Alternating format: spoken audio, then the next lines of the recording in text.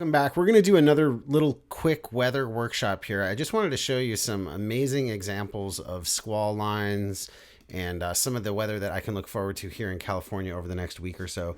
But the first thing I really wanted to show you is right down here in the American Southeast. You'll remember from the last workshop that I think of storms as having three ingredients. You have to have the potential for the storm to exist, and that is the unstable atmosphere. You have to have vertical instability in the atmosphere. Otherwise, anything that you send up in the air will just simply settle back to the earth. And all the exciting stuff with weather happens when air starts to rise, cool down, and water condenses out of it. So here you can see we have low pressure in the American Southeast. So that is the potential for storms to exist. Then you have to have some sort of fuel. And fuel, when it comes to a storm, is water. So here you can see you've got the Gulf of Mexico here, you've got the Atlantic Ocean here, plenty of water all throughout Florida. There are lakes and plenty of water in this area. So fuel is not going to be a problem. The last thing you need is some ignition source, some lifting source. And that can be one of three things, either frontal lifting or agraphic lifting, which is going up the side of a mountain, or convective lifting, which is heat. Now in the wintertime, we're not going to see so much convective lifting down here, but look at this cold front.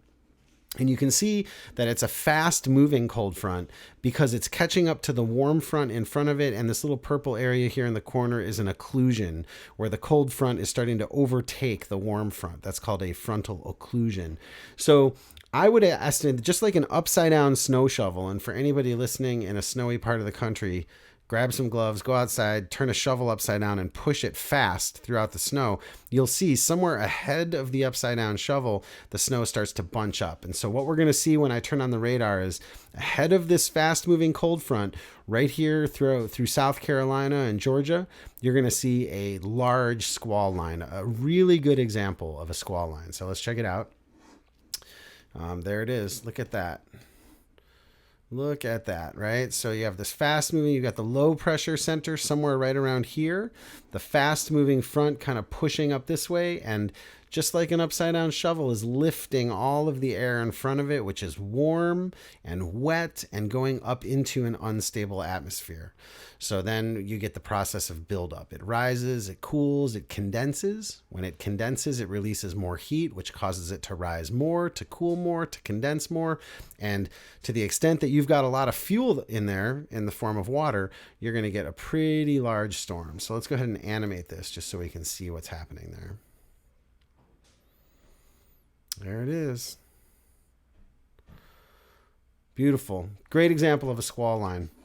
Now, let's look at a really similar effect that's going to be hitting the California coast over the next week or so. And if you look at the prognostic charts, we're going to go ahead and animate them again so you can see this happening. Here's the current state of things. We've got a stationary front here in southern Oregon. We've got a low pressure center up in British Columbia and probably a low pressure center here offshore that we can't quite see. Now, this is what it looks like when we animate it. Okay, good. You can see there's the cold front. So here it comes. We've got the potential in the form of instability. We've got plenty of water because we're looking at the Pacific Ocean. And right there, which is 18 hours from now, this fast-moving cold front, same exact thing, right? Fast-moving cold front, overtaking the warm front, lots of water, and moving into an atmosphere that has the potential for storms to exist. And that is just going to push a lot of rain up into the air to cool, to condense, and to rain down on California. There it is over the next 48 hours. Let's see that again. All right, beautiful. So sometimes it really helps to look at this stuff and to remember at its essence, these major weather phenomena are pretty simple. The potential for the storm, the fuel for the storm, and the ignition for the storm. You'll notice here in the center part of the country, you've got a low pressure system, so you have the potential. You've got the lifting source in the form of the cold front coming out of Canada, but you've got no water. So that's not going to turn into anything, right? It's coming right down over the dry Great Plains. So anyhow, hopefully that'll help you recognize some of the major weather patterns and understand how storms, particularly squall lines, work. And what we've looked at here is called frontal lifting. It's that upside down snow shovel effect, frontal lifting. All right. I'll see you on the next one. Have a great weekend.